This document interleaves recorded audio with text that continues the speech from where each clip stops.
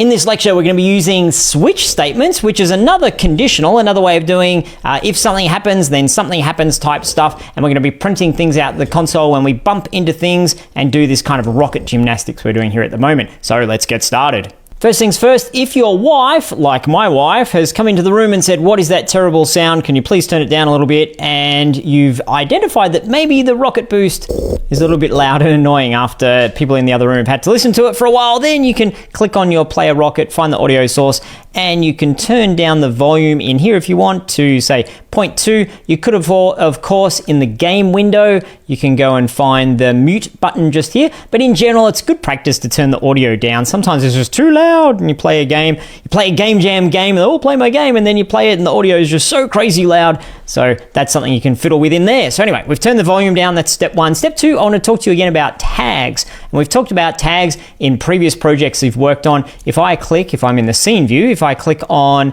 say, the object I'm starting on here, this launch pad platform, and I scroll up and I find the tag, I could tag this as something that we say is friendly. So let's add a tag there actually. Let's click on the untagged bit and then add tag. And we will click on where it says list is empty, click plus. I'm going to create friendly with an uppercase F, friendly, and save that as a tag. The next tag I want is a tag for our finishing launching pad, the one that we reach and we say, oh, you finished the level. Now we don't need to create one of those. If we try to create it and save it, it won't save because there is already a tag called finish, which we'll get to and set that up shortly. There's already one there that we can use, which is great.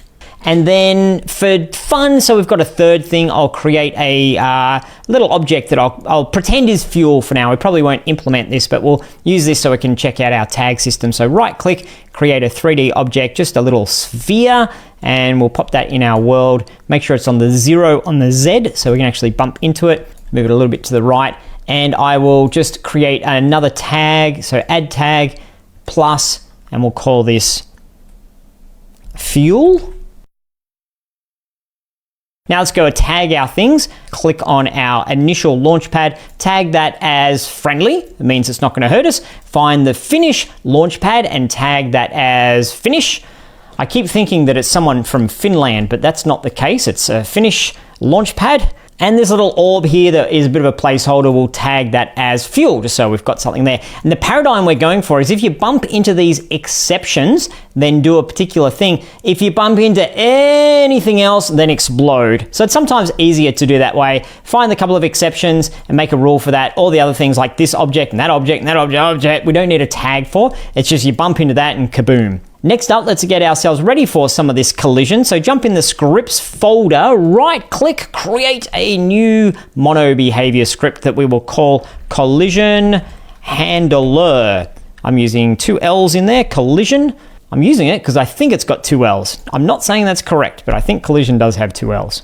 And let's drag collision handler onto the player rocket because that is the thing that we want to have looking after collision. It's the rocket saying, did I bump into this? Did I bump into that? Did I bump into the other? So collision handler will be on the player rocket. Let's open up the collision handler script. I'm going to get rid of start and update. I don't need those at the moment. Everything else looks hunky-dory. Right, now we could use an if-else statement to do what we're about to do, but I want to take the opportunity to teach you switch statements because they're kind of handy and it gives you an extra piece of knowledge and an extra tool in your programming toolkit. So let's talk about switch statements. Switch statements are conditionals similar to our if-else statements we've been using. They allow us to compare a single variable. And remember, variables can change or they vary. That's why they're called variables. And we can compare our variable to a series of constants, so things that don't change or have a constant value. For example, that wasn't a good reveal. For example, our tag. So if we've got something tagged as finish over here, it's always finish. It's a constant. This thing over here is always the, the launch pad. It's always friendly. So we're comparing a variable to constants. In our case, we're going to be comparing what we collide with our list of tags. Here's the syntax we use for switch statements. Let me get my little laser pointer here so I can zip around the screen. We start off with the word switch, and then we note the variable to compare. In our case, we're going to be comparing to our on collision value, which we'll write that up in a moment.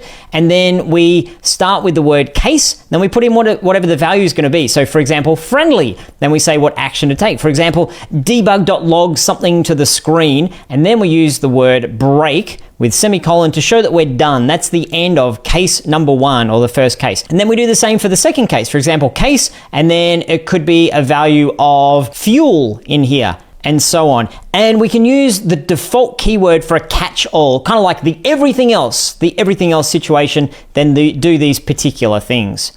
So before I give you a challenge, let's just do one thing in here to give you context. We've got rid of our start and update. We're going to add on collision enter. And within our on collision enter, just tidy up that there. We know that we're returning, or we're getting access to, the thing that we bumped into. That will be this value we contain within other. So we know we're bumping into something here.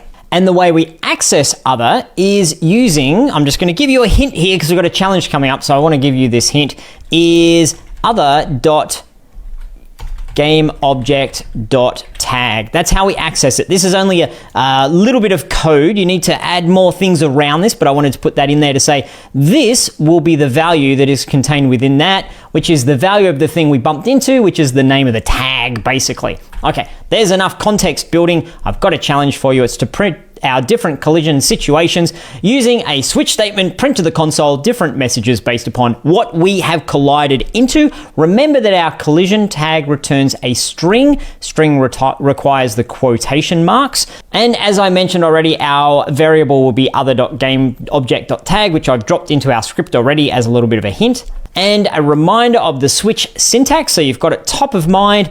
Here it is just here. I've gone and given you one more clue. I've written how you would write the friendly case, for example, in here. And then the other things like replacing action to take and what our other cases are, etc., is all up to you. So there's the syntax, there's the challenge. Pause the video. I'll see you back here when you're done. Rightio. Well, we've already got so much of our structure in here already. I'm going to start with the keyword switch, and then we're using other.gameObject.tag. Now we need to say what's going to happen within the curly braces here if we've got this switch statement happening. Well, our first case is friendly, and remember, we've got to spell it exactly the same. It's one of the downsides of string references. You've got to get it exactly right, or else Unity is going to be very upset with you. We need the word case, and then just friendly in our quotation marks, and then colon. It's not a semicolon because it's saying, now this is what you do. I'm going to indent one bit. Debug.log. We'll print something to the screen. If it's friendly, it's like everything is looking good. Boo. Okay, and then semicolon because that's our statement. Now we need break to say we're done with case number 1. Let's do case number 2. So case, this time it will be finish. Not the nationality, but the event. And we're going to say debug.log. What are we doing in here? We're going to say finish. You're all done. Welcome to our country. I'm going to keep doing that joke because I love it. And then we need break again. Finally, we'll do a case which is fuel. Don't know if we're going to be using fuel, but I just wanted to put in there so we can do our switch statement with 3 things. Debug.log, and then here, why did you pick me up? I'm not in this game. You love it when you laugh at your own jokes, even if they're dumb. And we do break at the end there. Now, just for fun, we'll do our default. And our default doesn't need any situation, doesn't need any anything in the quotation marks. It's just default straight up. It's basically saying for everything else, so there's not an actual case to put in there. For everything else, we're going to debug.log you crashed, dummy. Okay, and then